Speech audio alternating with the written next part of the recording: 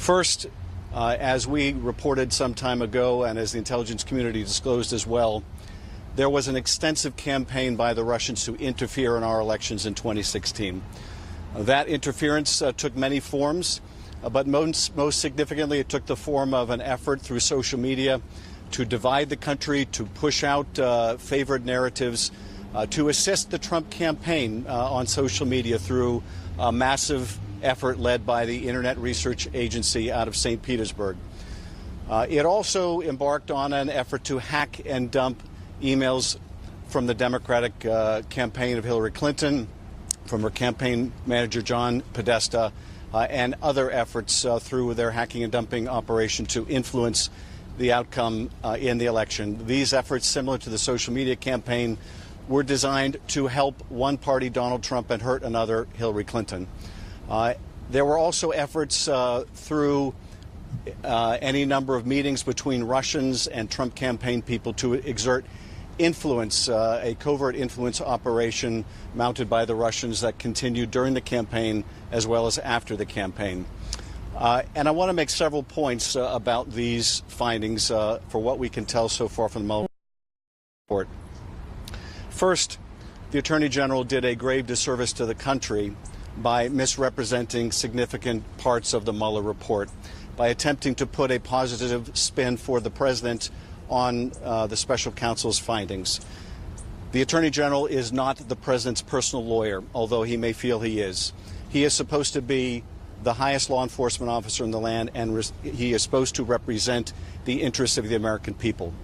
But when the Attorney General gives the perception that the president fully cooperated in the investigation when he didn't, that they provided all the information materials when they didn't, when the president in fact deprived the special counsel of perhaps the single most important piece of evidence, that is his own verbal testimony, that misleads the American people.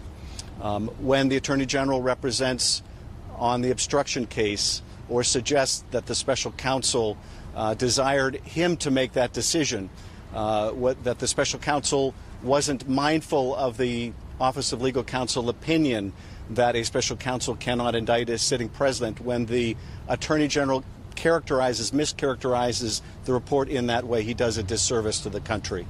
A few things leap out about the substantive allegations on obstruction of justice and the issue of conspiracy.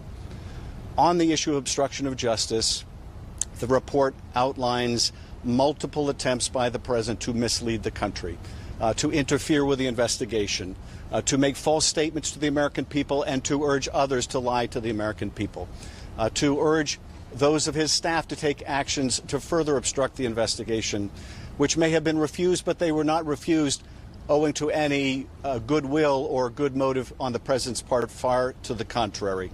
That these actions had a material impact on the investigation, that in fact the special counsel was deprived of information, or at least the timely access to that information as a result of things that the president did and said. It made our job, certainly in our committee during our investigation, that much more difficult, as it did the special counsel's investigation. Those acts of obstruction of justice, whether they are criminal or not, are deeply alarming in the President of the United States. And it's clear that Special Counsel Mueller wanted the Congress to consider the repercussions and the consequences. It is clear the special counsel believed that no one was above the law, and that includes the President of the United States. The Attorney General's actions would make the President above the law, would make the President such that he cannot commit the crime of obstruction of justice. That was not the special counsel's view. If the special counsel, as he made clear, had found evidence exonerating the President, he would have said so. He did not. He left that issue to the Congress of the United States, and we will need to consider it. On the issue of conspiracy, and again in contrast to what the Attorney General represented, as I have said all along, each of the acts that I enumerated, each of the meetings, each of the contacts is not only spelled out in this report, corroborated in this report, but additional contacts and acts are also itemized. It gives us more information than the public knew about these illicit contacts between the Trump campaign and the Russians, whether they rise to the level of a criminal conspiracy or not.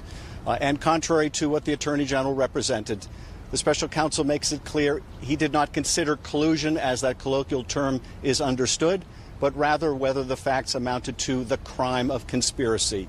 And on that issue, in fact, in the case of the Trump Tower meeting, he found that while there was evidence, he could not establish two parts of the crime. That, in fact, Don Jr. did accept the offer of Russian help, but that he could not establish with admissible evidence either the willful intent by Kushner or Don Jr.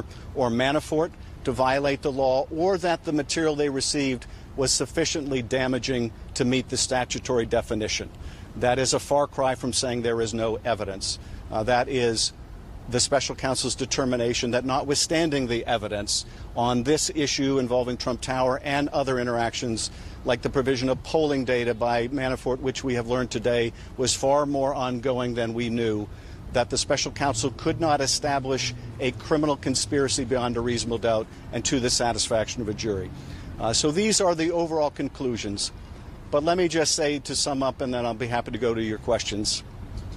As I said some time ago, whether these acts are criminal or not, whether the obstruction of justice was criminal or not, or whether these contacts were sufficiently illicit or not to rise to the level of a criminal conspiracy, they are unquestionably dishonest, unethical, immoral, and unpatriotic, and should be condemned by every American. That is not the subject of vindication. That is the subject of condemnation.